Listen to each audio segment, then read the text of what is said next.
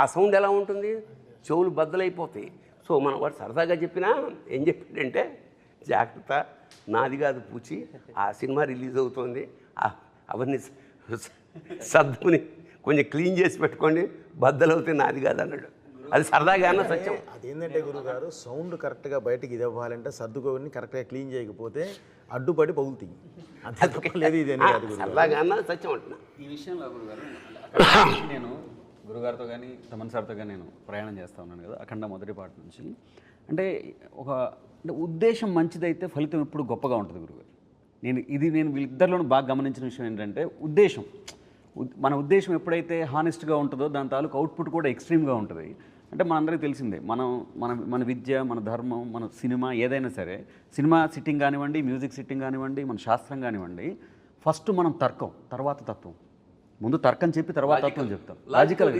అంటే ఏదో ఒక సందర్భంలో మనం శివుణ్ణి కూడా అడిగాము, అవునయ్యా నువ్వు లేకుండా నాకు పరమార్థం లేదు, నేను లేకుండా నీకు పరివారం ఏడుంది, నేనే కదా నీ పరివారం అని ప్రశ్నించే జాతి మంది. అటువంటి ఉద్దేశంలో నేను డైరెక్టర్ గారితో మొదటి నుంచి ట్రావెల్ అవుతున్నప్పుడు కానీ అంటే మనం ఏదో చెప్పాలి కళ్యాణ్ ఇందులో. అంటే అర్ధజ్ఞానం ప్రమాదం, మీరు ఇందాక అన్నట్టు అర్ధజ్ఞానం ఎప్పుడూ ప్రమాదం. అది ఆనాటి భారతమైనా ఈనాటి భారతమైన, మహాభారతం నుంచి మన భారతం దాకా జరుగుతున్న సమస్య అదే. మనకి సగమే ఫస్ట్ లైన్ తెలుస్తుంది, రెండో లైన్ తెలియదు. ఇందాకట్లాగా అహింసా పరమో ధర్మ అక్కడే ఆగిపోయాడు. కాదు, ధర్మహింస తదైవ చ, అట్లా ప్రతిదీ. అది అద్భుతమైన మాట అఖండాలో చెప్పి, రెండో పాటకు వచ్చేలోపు ఇంకొక మంచి మాట చెప్దాం కళ్యాణ్ అని చెప్పి, స్వధర్మం నిధనం శ్రేయ పరధర్మం భయాభవ అని చెప్పి అంటే డైరెక్టర్ గారు ఎంత ఫార్వర్డ్ ఉంటారంటే, కళ్యాణ్ నెక్స్ట్ కూడా మనం రామో విగ్రహవాన్ ధర్మ అన్నారు అందరూ, రామో సత్యపరాక్రమ అని చెప్పాలి మనం అనేటువంటి ఒక థాట్.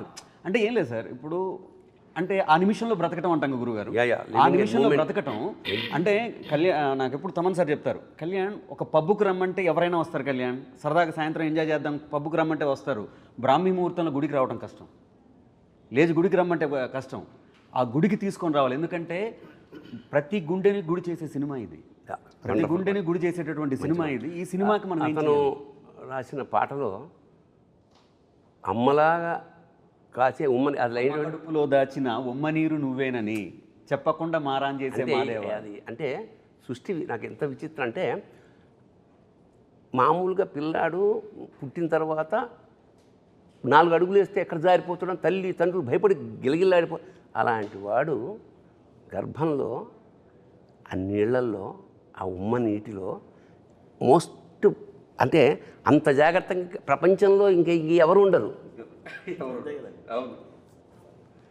చలికి వణుకుచుండే సర్వప్రపంచము, చలికి వణుకుచుండే సర్వప్రపంచము, తల్లి కడుపులోని పిల్ల తప్ప.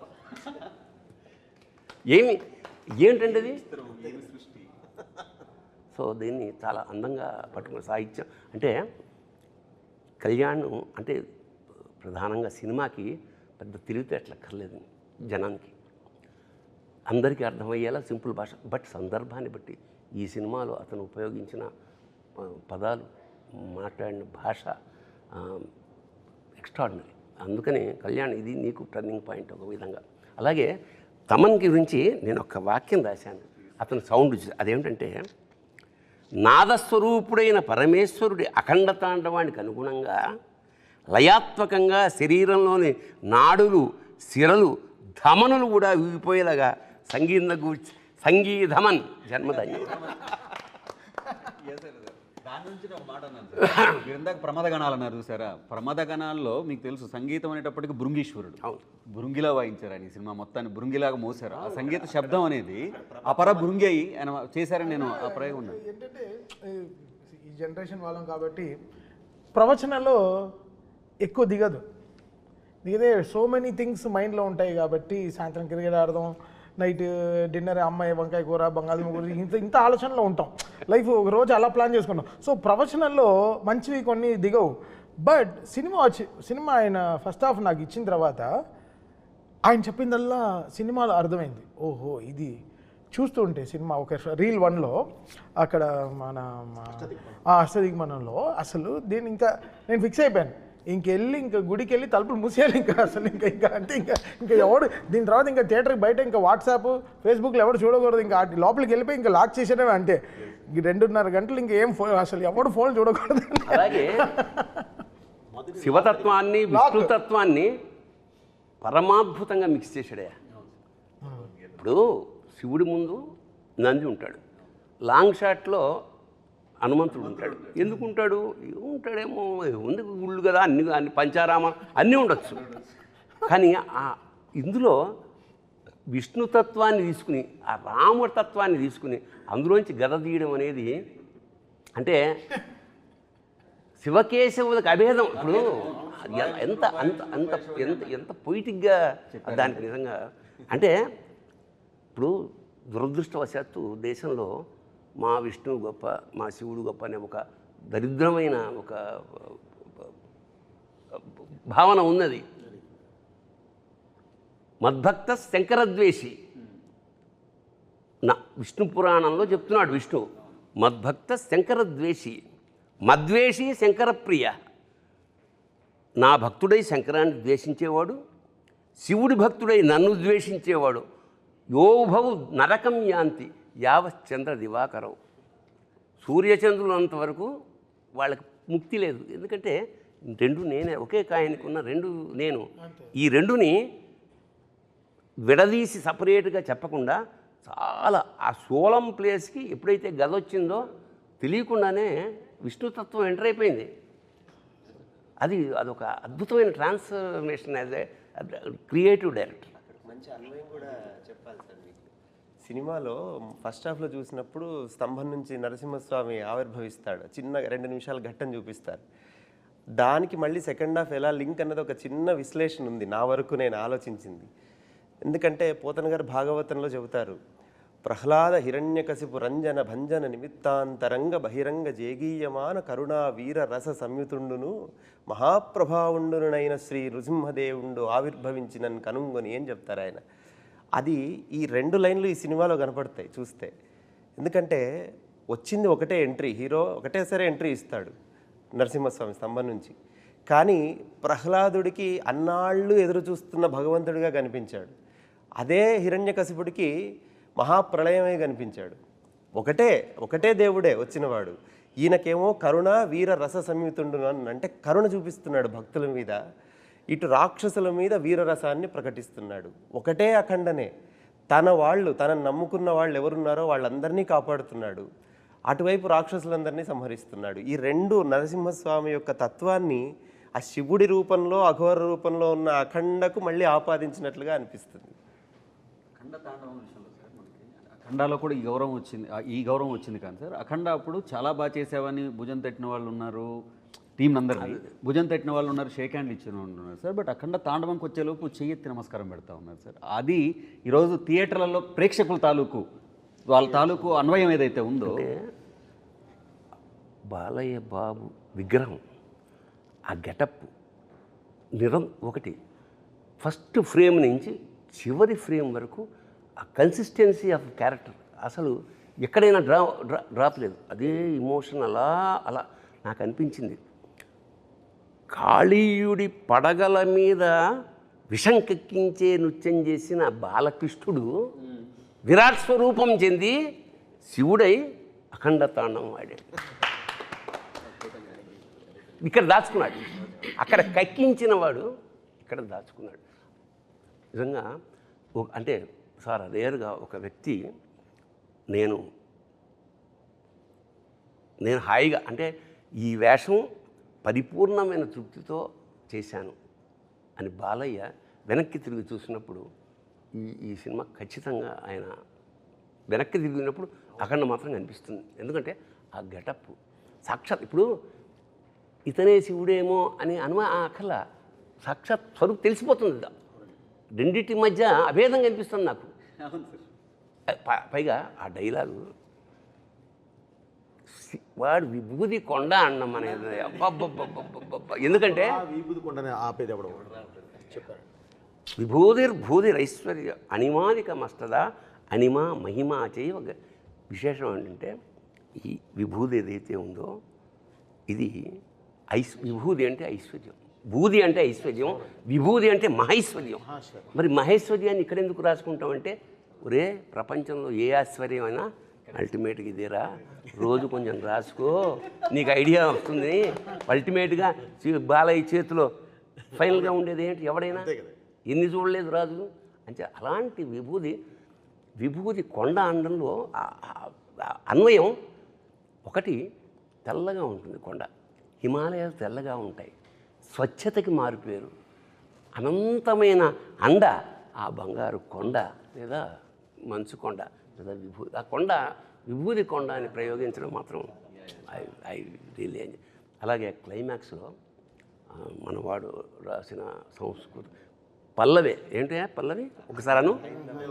అఖండ హైందవం హైందవం హైందవం విశ్వరచన వైభవం. ఒకసారి పులకించేసింది అన్నమాట. అంటే లెండి, ఇంకా చాలు, ఈ నిద్ర చాలు, ఇంకా తమను ఇస్తున్నాడు కొట్టండి. మేల్కొల్పు అంత స్ట్రాంగ్గా విధంగా ఇది ఒక సినిమా కాదు, ఒక అనుభవం, ఒక అనుభూతి, ఒక ఆరాధన, ఒక దాన్ని అంటే విస్మయం, అంటే విభ్రాంతి చెందుతాడే మనిషి, అలా స్టన్ అయిపోయి చూడడం.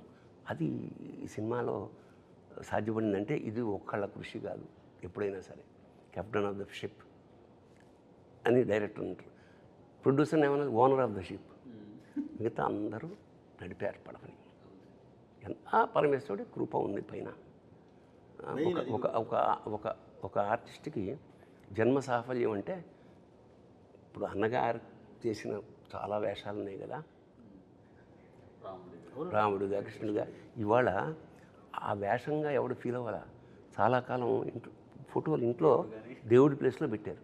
అలాగా ఒక చేతన, ఒక విస్మయం కలిగించిన బాలకృష్ణ జీవితంలో ఇది వెనక్కి తిరిగి చూసుకుంటే మాత్రం. కథ మొదలైనప్పుడు డైరెక్టర్ గారు మాట్లాడారు, ఎప్పుడు ముగింపు వాక్యాలు గొప్పగా రాస్తాం కదా, అంటే మనం ఎక్కడ మొదలు పెడుతున్నాం అన్నదే చాలా గొప్ప విషయం. దీంట్లో మొదటి మాటగా ఆయన రాశారు, శివుడు సాధ్యం, మనం సాధనం అని. అంటే అది అక్కడ మొదలైంది కథ, అక్కడ పుట్టింది కథ. బాలయ్య గారి గురించి ఎప్పుడు గురుగారు ఒక మాట చెప్తారు సార్, అంటే ఆ కలశంలో ఉంది అమృతం అయితే ఆఖరి చుక్కలో కూడా అమృతమే ఉంటుంది. అదే కదా, అంటే మనం ఎంత చెప్తున్నాం, మూసేవారు ఎవరు? గోవర్ధనగిరిని చిటికెన వేలు మీద నిలబెట్టేవారు ఎవరు? ఉండాలి కదా, ఎవరో ఒకళ్ళు ఉండాలి కదా. దాని గురించి చెప్తూ మహాభారతంలో తిక్కనంత గొప్ప పద్యం ఉంటుంది, యవ్వాని వాకిట నిభమద పంకంబు రాజభూషణ రజోరాజు నడగు అని. అంటే అలాంటి వ్యక్తి బాలయ్య బాబు తోటి ఏ మాట చెప్పిస్తే అది ప్రణవమై మోగుద్ది అనేది అద్భుతంగా ఆయన ఇంటర్ప్రిట్ చేస్తున్నారు.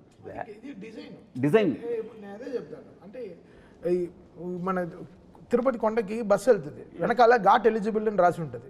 ఇది బస్సు కరెక్ట్గా డివోటీస్ని పైకి తీసుకెళ్ళడం. సో అలా ఇక్కడ డిజైన్ ఉంటుంది, ఓకే ఇతను ఎలిజిబుల్.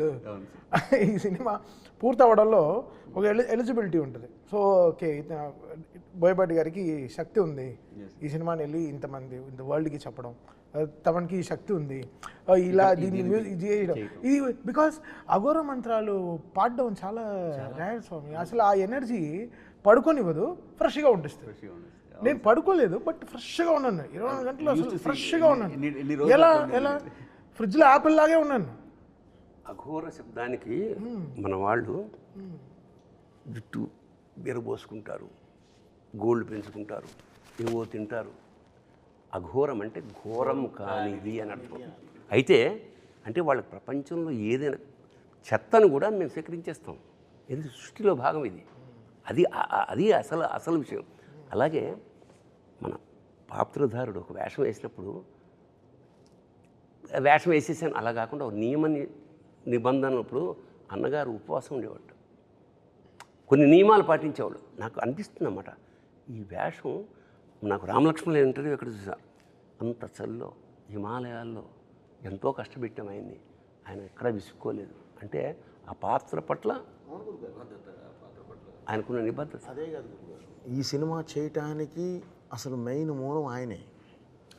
నేను వెళ్ళి కూర్చొని బాబు సింహ లెజెండ్ 2 సోషల్ ఫిల్మ్స్ చేసాం మనం, ఇప్పుడు 3వది కూడా మళ్ళీ సోషల్ ఫిల్మ్ అంటే మీటర్ భయంకరంగా తొక్కాల్సిందే తప్ప వేరే మార్గం లేదు, తర్వాత చేయలేము అని అంటే మరి ఏం చేద్దామండి. నా దగ్గర ఒక అఘోర క్యారెక్టర్ ఉంది అంటే, ఒక ధర్మాన్ని కరెక్ట్గా తీసుకెళ్ళి దేశం ముందు నిలబెట్టే ఒక అఘోర క్యారెక్టర్ ఉంది అని అంటే, అఘోర అంటే ఇప్పుడు మీరు చెప్పిందే చెప్పారండి, జుట్టు విరపోసుకొని అది లేకుండా అవి వేసుకొని అవి స్వీకరిస్తూ ఉంటారు వాళ్ళే బాబు. కాకపోతే బాలయ్య గారను బోయపాటిది కాదుగా, మనం తీసుకెళ్లే విధానం ఒకటి ఉంటుంది కదా. అంటే టైం షార్ట్ అయిందండి, ఓన్లీ 30 సెకండ్స్లో, సరే గెటప్ టెస్ట్ ఎప్పుడు ఇంతేనండి కదా. ఎందుకు నువ్వు అనుకున్నావు కదా, నువ్వు కాన్ఫిడెంట్ కదా, చాలు నాకొద్దు గెటప్ టెస్ట్ ఎప్పుడు, ఓకే బాబు మీరు చెప్పండి మంచి రోజు, ఓకే అయిపోయింది అంతే అండి. దానికి మించి అసలు ఎక్కడ డిస్కషన్ కూడా లేదు, వెళ్ళిపోయాం. సో అప్పుడు ఏంటంటే గురుగారు ఇలాంటిది అద్భుతంగా చేయగలం, ఎందుకంటే మనకు బాధ్యత పెరిగింది. ఈ సినిమా కూడా గురుగారు చేసేటప్పుడే నాకు ఐడియా ఉంది గురుగారు, ఇది డబ్బుతో కాదు, మనసుతో చేయాలి. ఇది డబ్బుతో కాదు, ఇది మనుషుల మనసులోకి వెళ్ళాలి. ఇది డబ్బు కాదు, ఇది అందరికీ చేరాలి. ఇదే కాన్సెప్ట్ గురుగారు. అందుకనే ఈ సినిమాలో దైవత్వమే కాదు, ధర్మం అంటే ఏంటో చెప్పాను. మన దేశం ఎలాంటి గొప్ప దేశమో చెప్పాము. మనల్ని ఎవరు ఈ రోజు వరకు గురుగారు ధర్మం గురించి చెప్పారు, మీరు చెప్పారు, వారు లెటర్ గురించి చెప్పారు 1850ది. నేను ఇంక అంత ముందు నుంచి వచ్చాను గురుగారు. అసలు మన రాజులేంటి, మన రాజ్యాలేంటి, ఎన్ని సంవత్సరాల పాటు ఎలా ఉన్నారు, అసలు వీళ్ళని ఎవరు జయించలేక ఎలా విడగొట్టారు, అక్కడి నుంచి చదువుకుంటూ వచ్చి ఇప్పుడు దీనిలో కరెక్ట్ చెప్పించాను గురుగారు. అది కూడా ఒక చైనీతో చెప్పించాను. భగవద్గీత అనేది ఒక రిటైర్డ్ చైనీస్ జనరల్ చదువుతూ ఉంటాడు, స్టడీ చేస్తుంటాడు, మనం చెయ్యం. వాళ్ళు చేసి అతను చెప్తాడు అసలు ఏంటంటే భారతదేశాన్ని కొట్టాలంటే మూలలో కొట్టడం కాదు, మూలానికి వెళ్ళి కొట్టాలి, అదే వాళ్ళ దేవుడు అని చెప్పి. హతోవా ప్రాప్స్యసే స్వర్గం, పోయావా స్వర్గం వస్తుంది. జిత్వావా భోజ్యసే మహీం, గెలిచావా యావత్ భూమండలాన్ని.